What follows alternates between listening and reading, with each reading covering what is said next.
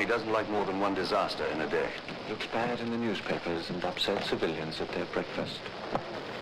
I'm Bill Buppert, retired Army officer and irregular warfare practitioner and scholar. Welcome to Chasing Ghosts, an irregular warfare podcast, the show that examines the mythos, lost history, bad thinking, martial malpractice, and government incompetence that informs so much of irregular warfare. Today I want to peek behind the curtain at the vast machinery and briar patch politics of insurgency and counterinsurgency and everything in between. Now, let's go ghost hunting together. Hi, this is Bill, and welcome to episode 079 of Chasing Ghosts, an irregular warfare podcast. In anticipation of a forthcoming trip that I have to visit children and grandchildren, this is about a week out. Usually I customarily do my podcast on a fortnightly basis, with the exception of the interregnum I took because of our move and a health crisis that has since been largely resolved. But then again, I am approaching my expiration date as a human being in this meat sack. So ordinarily, I'm probably 24, 48, 72 hours prior to publication on the customary Monday mornings when I publish it. This one's going to be a little further out, so I'm trying to isolate my observations to things that are what one could say is perennial and timely in human conflict, the way I'm going to characterize the contents of this podcast.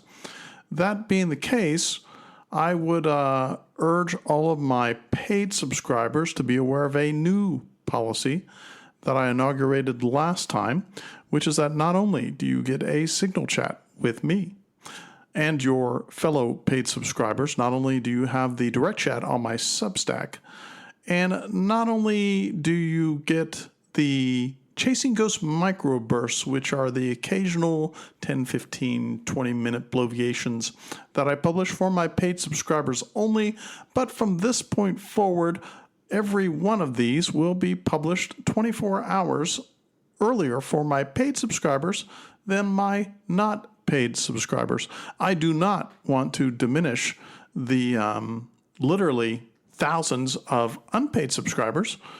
You have access to all of my content with the exception of the private conversations that I just discussed and the microbursts that come on occasion.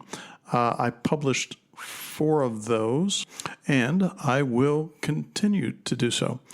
So I have my brain zephyrs that I will publish in Substack notes, which some of you have access to.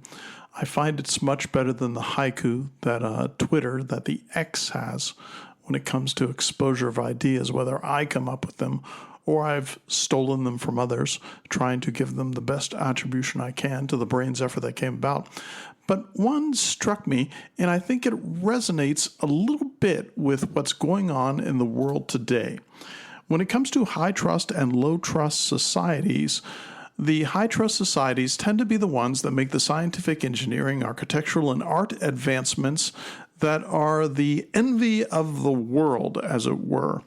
I'm fond of saying that when one looks at heritage Europeans, or dare I say white populations, there are very few third world countries on planet Earth that have majority white populations.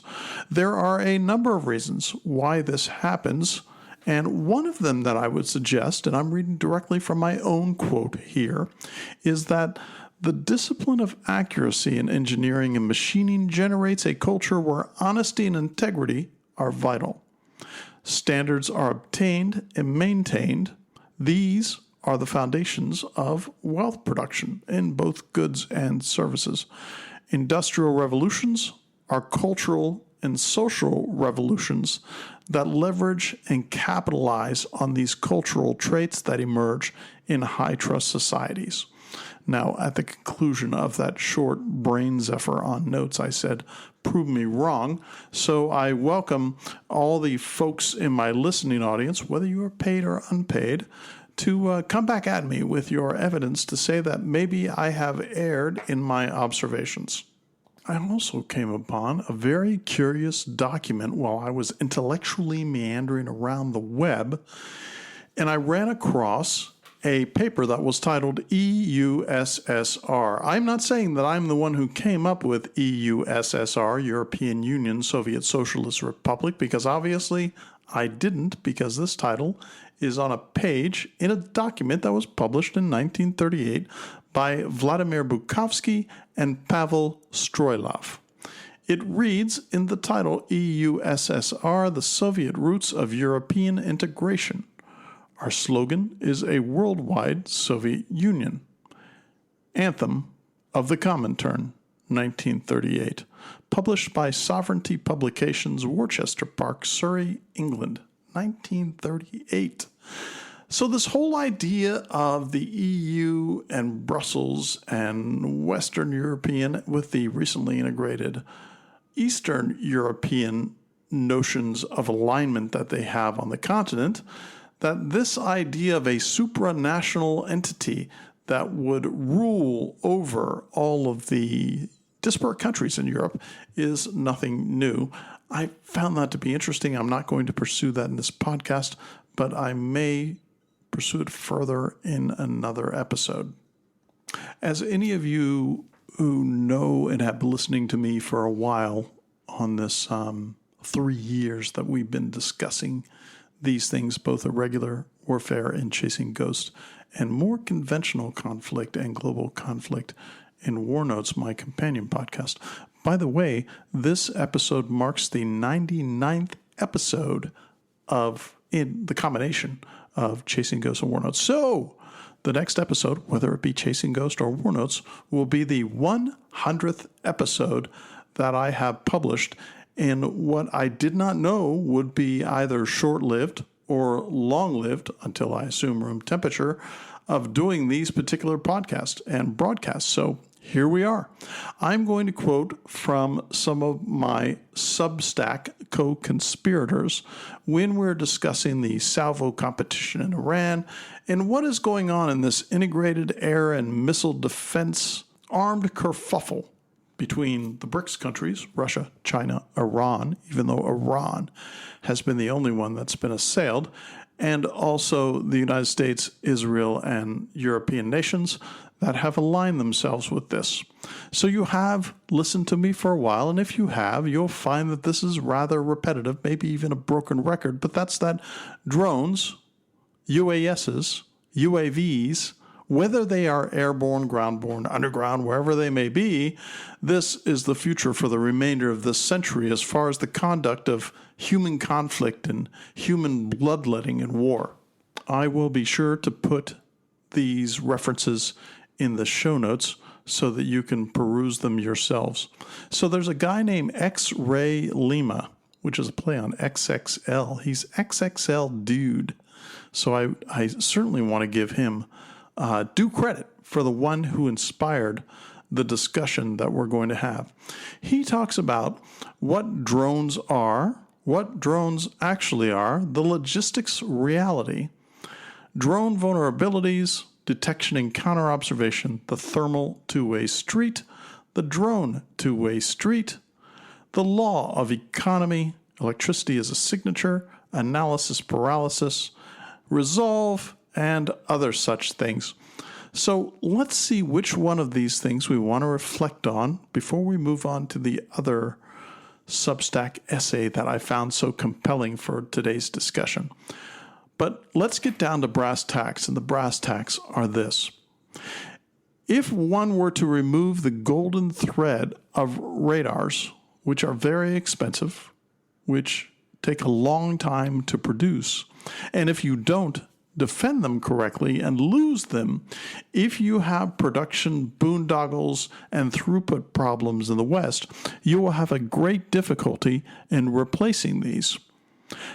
Why is there importance in radars and fire detection centers? It's because drones, UAVs, UASs, missiles, all of these things in this 21st century era of conflict are so vital and important that you must detect them beforehand. So let me just give you a little bit of Radar 101. You cannot have a fire direction center at a given TEL, a tactical erection launcher, or silos or off the pylon of aircraft or launched in one fashion or another, whether ground to air, air to ground, or air to ground in a way in which it has come shipborne, or maybe it's come from a ground asset. The bottom line is you cannot efficiently or effectively target things without detecting them in the first place. Now here's what radars do. Radars detect things in the ether using the measurements and signals that they are calibrated for to detect incoming missiles, incoming drones, incoming aircraft, incoming bombs. Whatever the case may be, they are calibrated to that very thing. And they do a variety of things. First and foremost, they provide a cueing mechanism. And what a cueing mechanism does is it allows a radar to go out in a given parabola and angle of absorption, as it were, facing a certain direction, so that in that cueing, it captures it sniffs out the emanations from these, whatever it is calibrated to detect, and then it classifies them. This classification process is vital because the classification process says, is it friendly? Is it neutral? Is it dangerous? If it's danger, what is the nature of the characteristics of the danger that it has? What is its proximity? What is its speed? All of these things are determined, and they are assigned discrete identifying markers in the collating of all this information to determine what's going to be targeted, what's going to be launched against. And once again, I would urge all of you to know, despite what the media says, which tends to be militarily illiterate, especially the co-profile media, that mainstream media that is dying at a pace that is not fast enough for me, what you discover is that interception calculus for a probability of kill beyond 90% demands the lofting of 2 to 4 minimum munitions against whatever is incoming. There are a variety of things that the offensive missile leaders can do. They can send in the cheaper and oldest lot numbers from their ammunition supply points to sponge up all of these interceptors that are sent aloft, maybe even sponging them up to the point where the interceptors that are being used to defend in the integrated air and missile defense of the target area of these missiles taps out and goes Winchester. They run out of munitions, quite literally, and the savvier opponent who can forecast and predict this kinetic magazine exhaustion can use that then to send in the more effective drones or missiles, the heavy hitters and those kind of things, because quite literally then the defender is on their back foot because they're having to reconstitute the empty magazines. That's one method. The other method is target the radars, target the fire direction centers. As I mentioned, I think it was episode 19, target all portable power in expeditionary U.S. forces. If one were to take out every genset that had been alive or was just turning on and made that the number one target of your campaign, you could really set the U.S. armed expeditionary forces on their back foot by removing their ability to compute, by removing their ability to assess, by removing their ability to launch, by removing all kinds of capabilities that rely on energy.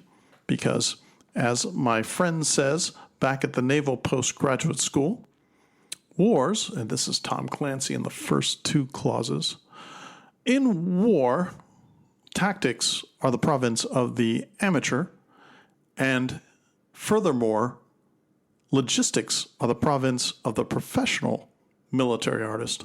But in the end, it is energy that is the war winner, the conservation, expansion, maintenance, and creation thereof that allows you to have the means to continue to fight a prolonged conflict. One quick note on prolonged conflicts. They're all prolonged conflicts. I'll bet if one were to go back, and I don't have the evidence for this, so this is just going to be anecdotal, I'll bet there were guarantees from the current administration in the United States that this war would last for 1, 2, 3, 4 days. You do recall the 12-day war that recently happened several months ago between Israel and Iran, where they were batting back and forth in a game of martial volleyball, their various missiles and drones to strike at places within their countries. Well, it just so happens that war always takes longer. So back to XXL's very worthy article. I'll put it in the show notes. In drones, I'm quoting, he says, "I'm not talking about jet-sized military UAVs. I'm talking about small drones, the ones that fit in backpacks, the ones everyone fixates on. Warfare has always been an arms race of adaptation, tactics, counter-tactics, new tools, new vulnerabilities." End of quote. What he doesn't mention here is that war is also about fragility and anti-fragility. And for those of you who are longtime listeners, you know that I'm very fond of Nassim Taleb's framing of how the world works when it comes to that kind of thing. I've often entertained that all counterinsurgencies are anti-fragile, which means that over time they tend to be much more adaptive, and that dare I say, the lion's share of all counterinsurgencies are very fragile indeed. And we will find the same thing will inform in this conflict with Iran and the BRICS countries against the Western countries.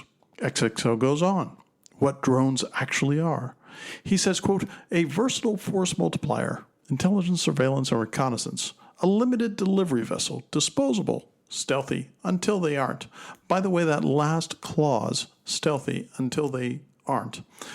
The West, America in particular, has spent tens, if not hundreds of billions of dollars in this lark, this windmill tilting about stealth, where they thought that if they could have left of bang the ability to place their assets that were going to deliver kinetic weaponry, or in very limited cases, non-kinetic weaponry, and they could get them there to surprise, as Clausewitz would tell us about, surprise the enemy, that would give America a huge advantage. That is an advantage for third world countries and developing countries. It is not an advantage for first world countries, because when one looks at Russia, China, and by extension Iran, you find that their long-wave radar receptors and capabilities for detecting stealth aircraft, this has been since Serbia in the 1990s, has a proven track record of proving stealth to be very expensive and very ineffective.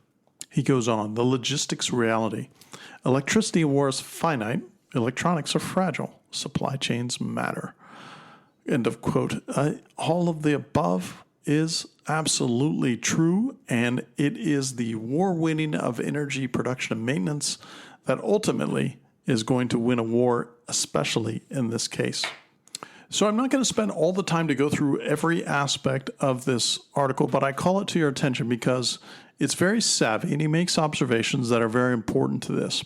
He talks about in one section something called analysis paralysis, in which he says, quote, "There's a growing segment of this community that has frozen itself by overanalyzing one conflict. Ukraine is important, but it is not universal. No two wars are the same. Korea was not Vietnam. Urban fighting is not mountain fighting. Proxy war is not internal collapse. A homeland crisis would look very different." He says terrain matters, culture matters, weather matters, scale matters, and I agree with all of that, but also ambition matters. Now, his audience was one where, from his particular vantage point, he was looking at drones as a threat to an indigenous reaction in the United States and the West to invasion or things like that. But nonetheless, I found his observations on drone warfare to be pretty captivating. And now we're going to move on to the next one. Published on 6 March 2026 by Policy Tensor, Tensor. It will be in the show notes. Title is Why the U.S. is Facing Strategic Defeat, Drone Missiles THAAD. He begins, quote, "Irrespective of the ever-shifting war aims peddled out by administration officials, there is a clear and obvious sense in which strategic victory and defeat are defined here. If the United States cannot, either through direct denial or military coercion, suppress Iran's attacks on its own assets and those of its allies and protectorates, that would constitute a strategic defeat for the U.S. If the U.S. declares mission accomplished whilst the Iranians are still firing their weapons at the oil monarchies, U.S. military bases, Israel, and above all, Hormuz is still closed, that would constitute an unambiguous strategic defeat of the United States, end of quote.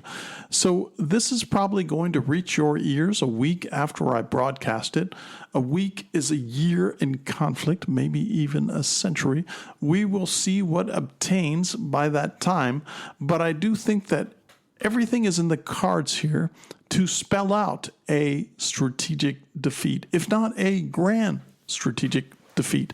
The grand strategic defeat here would be that the consolidation of the BRICS forces, which would be China, India, Russia, and other smaller nation states that have formed an alliance that most folks in the co-profile media will refer to as an axis of evil, which is how they have been characterized ever since the Soviet Union fell in 91 and 92.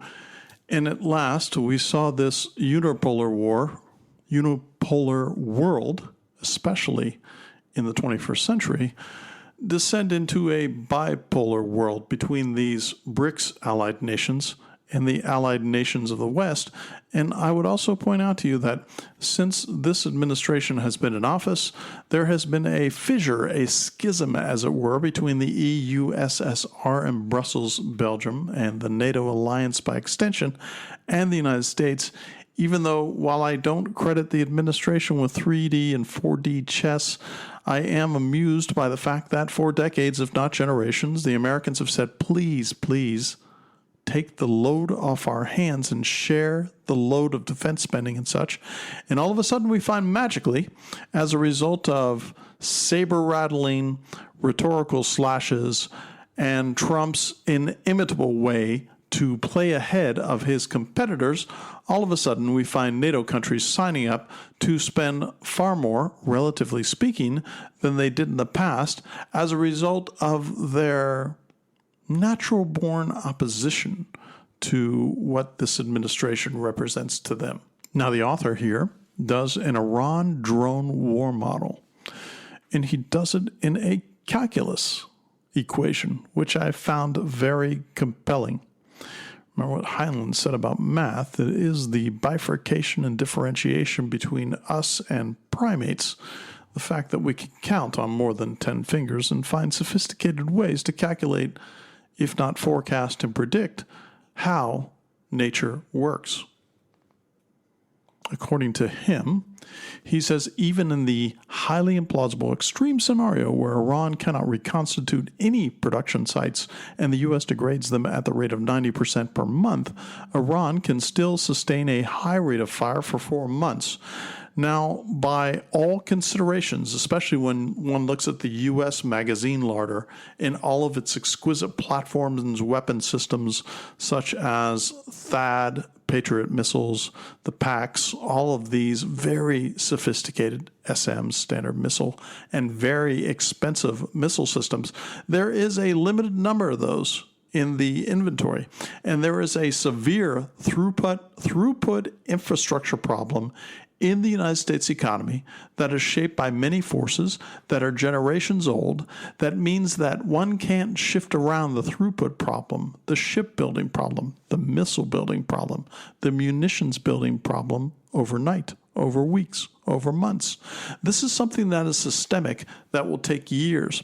There was a projection 2 years ago, and it's probably been updated by the CSBA, where they said in order to replenish and reconstitute the total Stinger missile inventory that was sent over to the Ukraine to send into the laps of the Russians in that unfortunate conflict would take, I hope you're sitting down for this, 18 years at minimum to reconstitute with current factory and throughput considerations. He goes on, quote, is there a military solution? What can the U.S. do? John Warden's decapitation idea was supposed to work. It did not. There is absolutely no sign of any political instability in Iran. Zero, as a senior European official told the Washington Post. Then what? The Kurdish stratagem?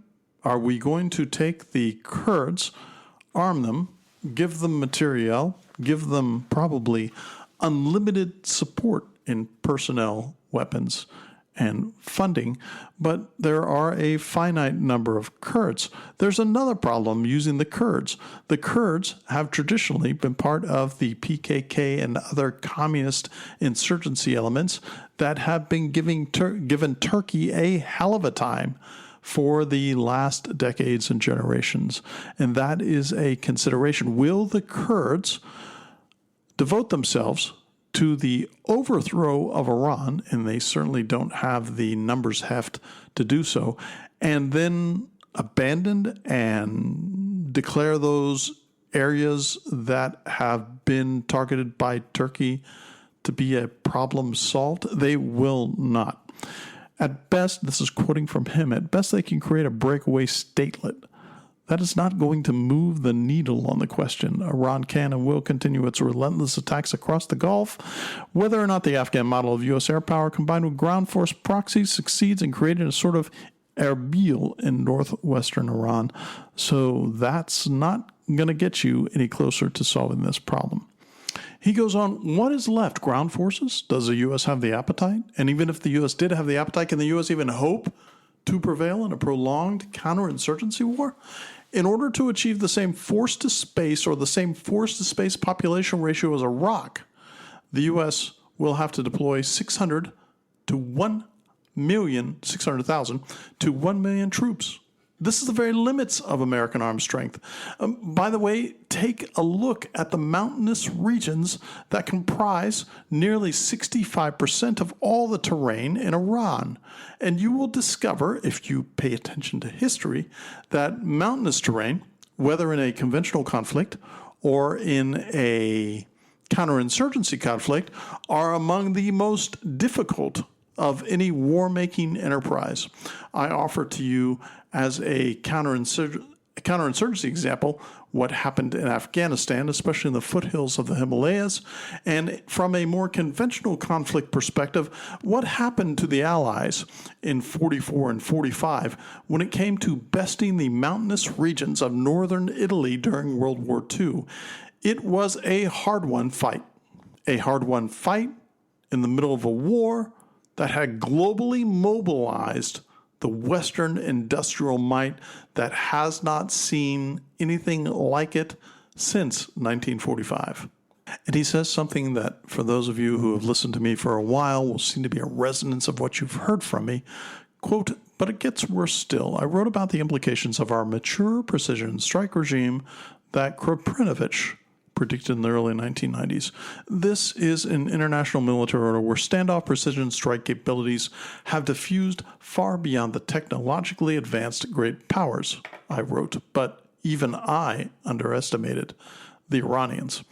The Iranians are not just deploying hypersonic missiles that the U.S. has been unable to develop, by the way, and of quote, unable to develop in two programs that have spent tens of billions of dollars.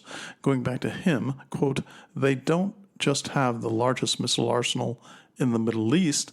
Recent military developments have revealed surprising Iranian reconnaissance strike capabilities. And mind you, again, for those who have listened to my stuff for a while, you know that I am quite in awe of the Russian strike-fire reconnaissance complex and what they have achieved not only since the beginning of this century in forming a very rational and effective and timely ability to detect, collate, sort, and target threats with their combined artillery forces, because keep in mind that the Russians are so effective with drones, especially in the Ukraine, and the Ukrainians aren't half bad too, because they're emulating their Russian foe, because the Russians have always characterized drones as another permutation of artillery, and the Russians, arguably in the 20th century, are the masters of artillery fires.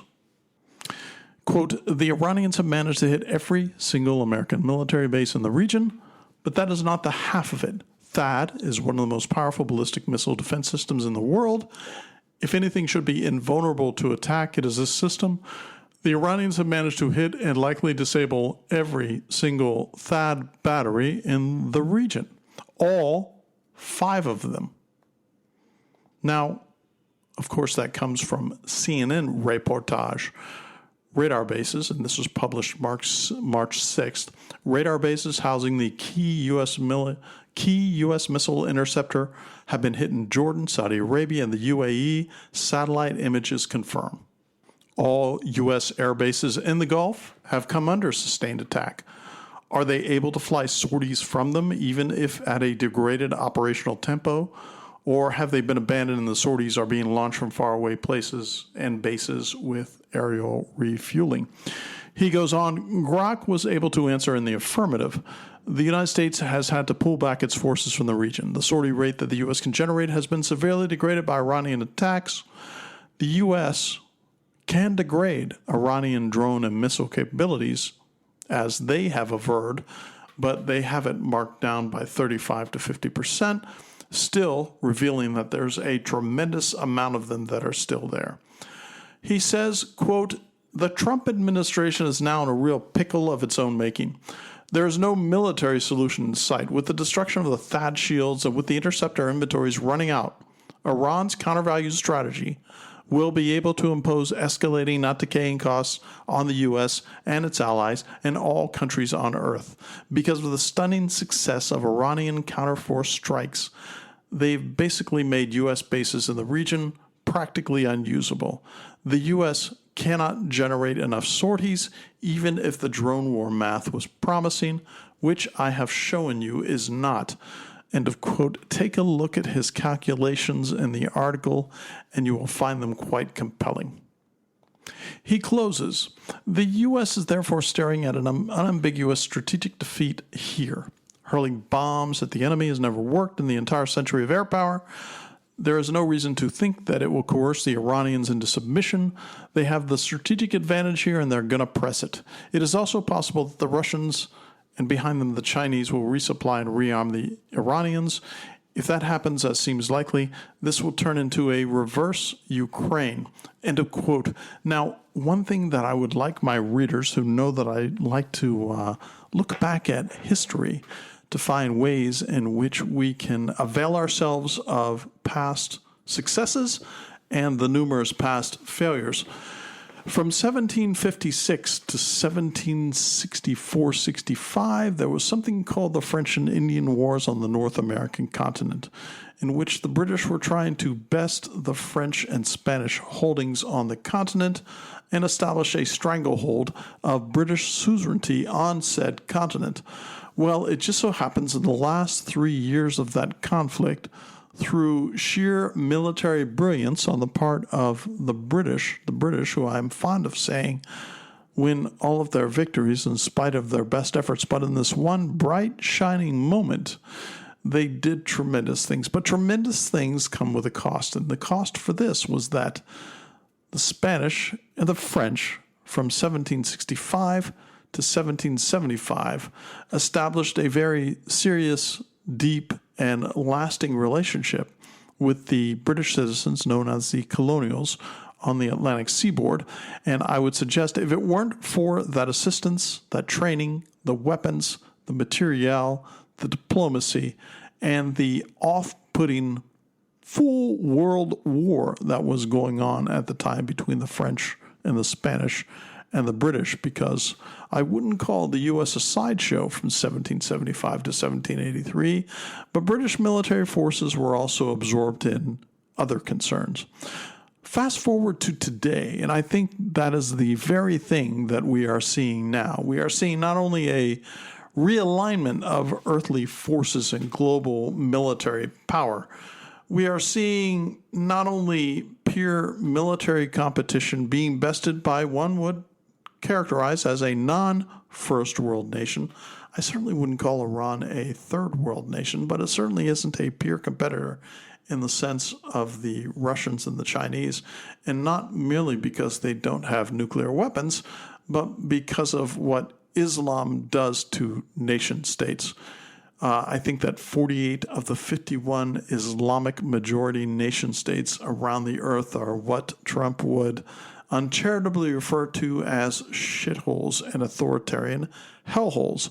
That is certainly the case here. I am not here to defend Iranian domestic policy and what's happened there as a result of the 1953 imposition of the CIA-placed government in Iran, which was overthrown in 1979 by the Mohammedan Shahs and the imposition of a religious state, a non-secular state, but one which still had a scientific brilliance unrivaled by many of their Islamist brethren states planet-wide, especially in the Middle East.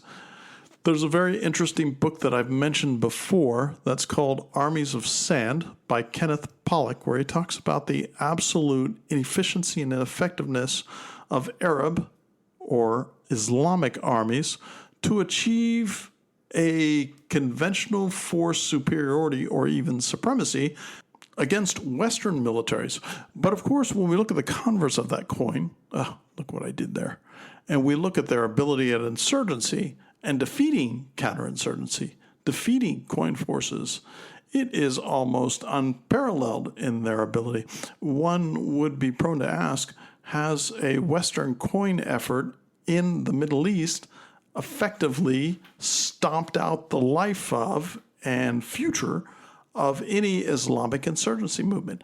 And the answer is probably no. I would offer as Exhibit A, when the new head chopper president affiliated with Al-Qaeda of Syria was invited to the red carpet at the White House a mere 23 years after their last visit to New York City. And there you have it. Their signal successes when it comes to insurgency are unparalleled in the Middle East. I love to read the comments in articles. And by the way, if an article doesn't have a comment section, I tend not to put too much provenance in it as far as its authenticity. There was a comment by one Francisco de Anconia, and you'll find it if you read the article and go down to the comments. I want to quote from it.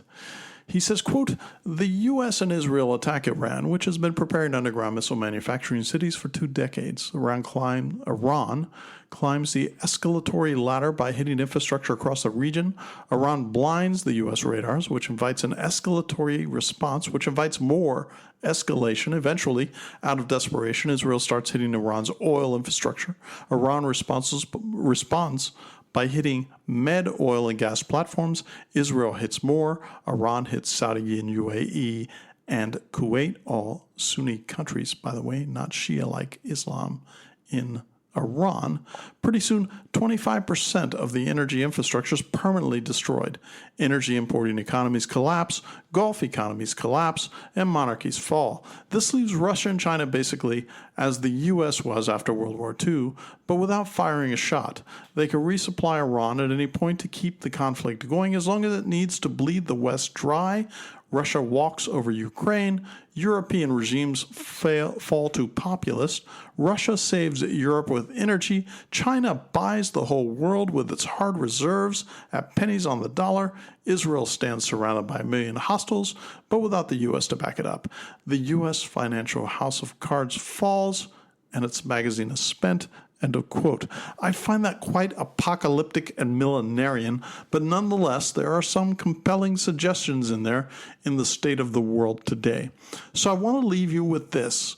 I think because of throughput infrastructure concerns, manufacturing concerns, budget woes, and the fact that the U.S. may be reaching its limit of not only debt accumulation, not deficit, but debt accumulation, and its ability to tax the starch out of its citizens for more money to go in these military larks, that it may very well find itself coming to the negotiating table at last to seek a frozen peace, a frozen stalemate, as it were, with Iran.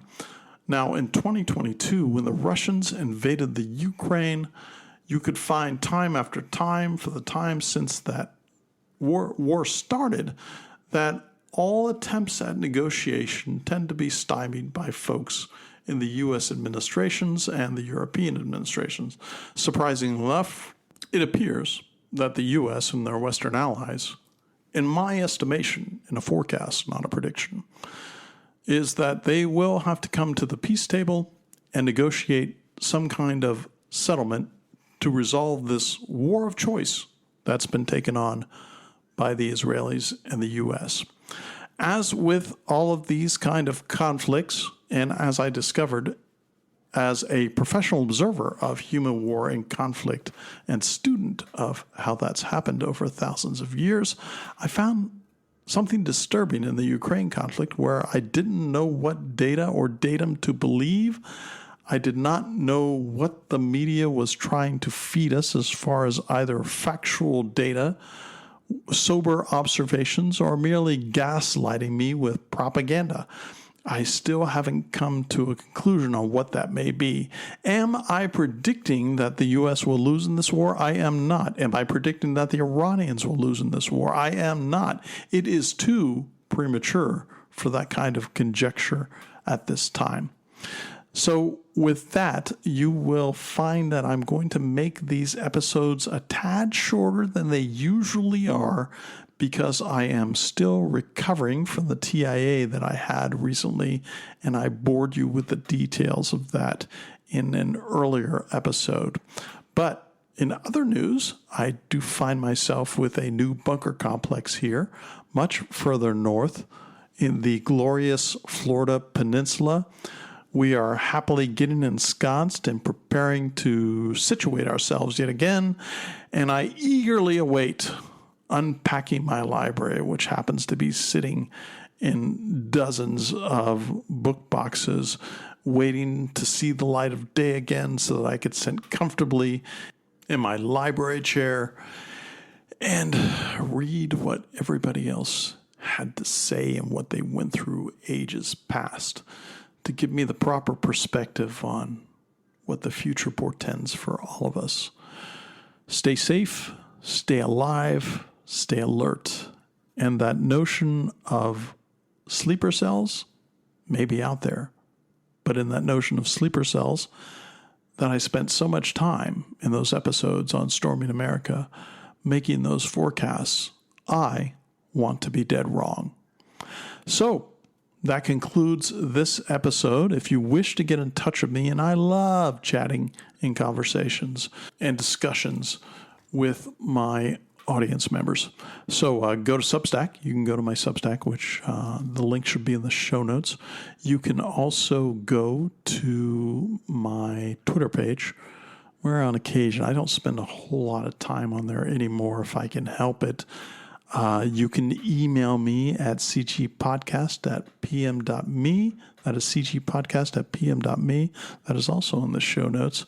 And for those of you who are my paid subscribers, hand over chest, thank you so much for supporting my efforts and throwing money into the tip jar so that I can buy the books, buy the media, get the stuff that I need to provide you with episodes that I hope are scintillating, maybe even slightly uncomfortable, but always interesting. So with that, thank you so much. And remember, this appears to be one episode short of 100 episodes in Chasing Ghosts and War Notes. And if it weren't for your participation and such, I would not be where I am as far as making progress in getting to that point. If on your favorite podcast vendor, you would be so kind as to leave 4 or 5 stars if you like the content, and I am forever in your debt if you were to provide scintillating narrative description of why you enjoy this podcast so much. So this is Bill bidding you adieu. Bill out.